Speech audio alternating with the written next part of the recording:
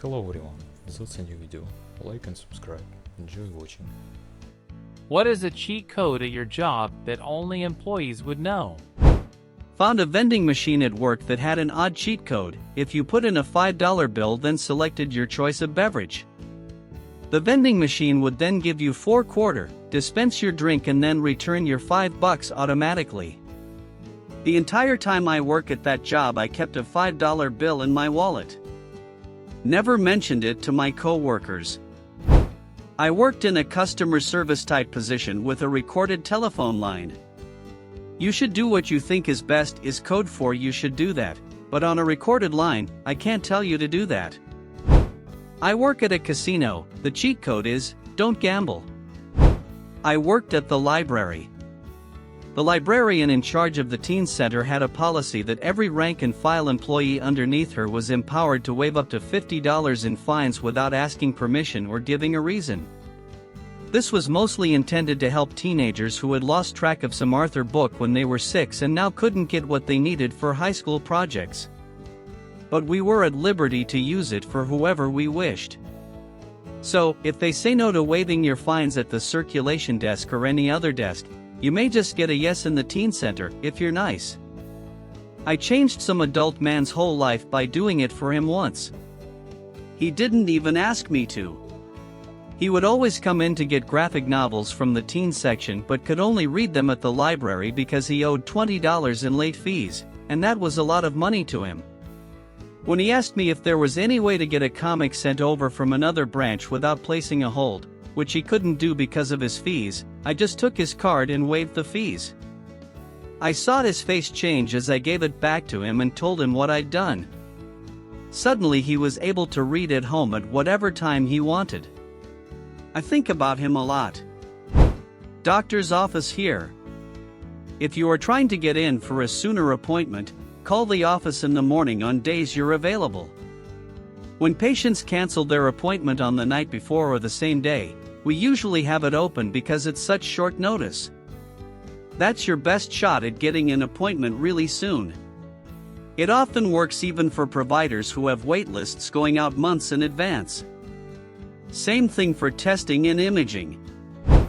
I used to work in IT support, and if you are good enough at it, computers and other technology will magically start working when you get close to it. People will try to recreate the problems they have been dealing with for hours and will be unable to do it. You know how 90% of the time, restarting a Windows computer fixes whatever issue you're having? Nearly all our employees will say they've restarted their computer before calling for help. We have a script we can run that shows, without them knowing, the last time they rebooted. It's almost always over a week or so. So the first thing we'll do is run another script to reboot their computer. We'll say we're running an update/fix. But we aren't. We're just rebooting it. And nearly always, that fixes their issue. They think we're wizards, but in reality, we just did what they claim to have done. When booking a flight through our travel system, only the cheapest flight is marked as to green. If it's within a certain range of that flight it's yellow. It requires an explanation on why you need the more expensive flight and your higher up needs to approve manually. All other flights are red and need to be approved by even higher up management and usually get declined because you should get the green or yellow flights.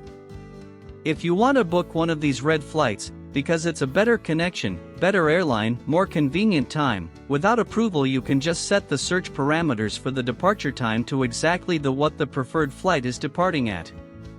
The system then sees it as the cheapest flight for those parameters and you can book without any further approval. The printing company you're ordering from has a bunch of talented, bored artists ready and willing to design your crap for you, and it's usually cheaper than having a freelancer do it. I charge considerably more outside of work. Don't waste your time using AI to generate a design because usually the print company's art department has to redraw it to make it print ready and then you're basically spending the money on a design anyway, and sometimes more than usual, instead of having a professional make it right the first time. Even if you're not ordering something to be printed, a lot of companies will gladly just take an art-only order from you and pass it on to the art team to work on. If they'll let you use your own credit card, do it. I racked up $40K in bonus cashback by using my credit card for travel in a 2-year period. They changed the policy and I was one of the only ones that was mad about it. Not a job cheat code, but a neighborhood cheat code. My parents used to have a lot of parties at their house. They only paid for one garbage can. After the party there would be 2 to 3 full cans at the curb waiting for the garbage collector. All of the cans always were emptied. The neighbor across the street did the same, but when he had extra cans they were never emptied. He would ask my dad if he got his extras emptied and my dad would say yeah, always. What he failed to tell the neighbor, who was also his friend, was that he always left a 6-pack or a bottle or 2 of wine behind the cans for the trash collectors. Whenever one of the trash collectors saw my dad they would give him a little salute. We have to clock in on our phones with GPS on. I found out if I'm late I can just change the system time setting on my phone and it'll register the clock in at that time, then you can immediately change it back to automatic network time and if you've gone back you'll see the timesheet app be updated instantly. So if I'm 10 minutes late I'll change the system time to 6 AM, clock in, then put automatic time back on and the app will say I've been clocked in for those 10 minutes. I haven't told any of my co-workers in fear of these jackasses messing it up for me. Balloon artist here, you can twist round balloons in half for garlands/semi-arches so you use way less balloons. 6th floor has the poop bathroom. You can poop in peace since there's like 3 people that work on that floor. Editing to clarify that those 3 people are only in the office 1 day a week, and they have a bathroom closer to them on the north side of the building they always use. The far bathroom on the south side of the building is the poop bathroom, so they won't fall victim to the poop vapors. If you are experiencing homelessness, do not tell an intake coordinator/social worker that you had a roof over your head the night before. It can negate your access to services/shelter. You didn't couch surf, you didn't stay with family. You slept in a park/in your car, etc. Edit, adding as an update for my second biggest piece of advice if you're facing becoming unhoused.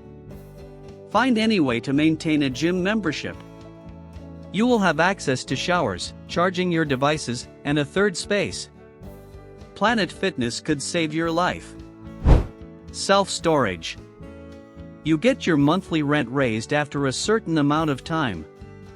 After a long time, your rent can be a lot higher than a brand new tenant at the same unit size. Ask for a transfer, move your stuff, and now you're paying less rent per month. As long as you have the physical strength and the time to switch units, you'll save money. Here's a double for you. As the IT guy, when employees needed a tech task done fast, or wanted special treatment, they'd bring me a bottle of MTN Dew or a Payday candy bar. I used my personal rewards account to earn points when ordering office equipment. With 200 employees and an owner who liked the latest and greatest tech for himself and company, I'd rack up a truly significant amount of points quickly.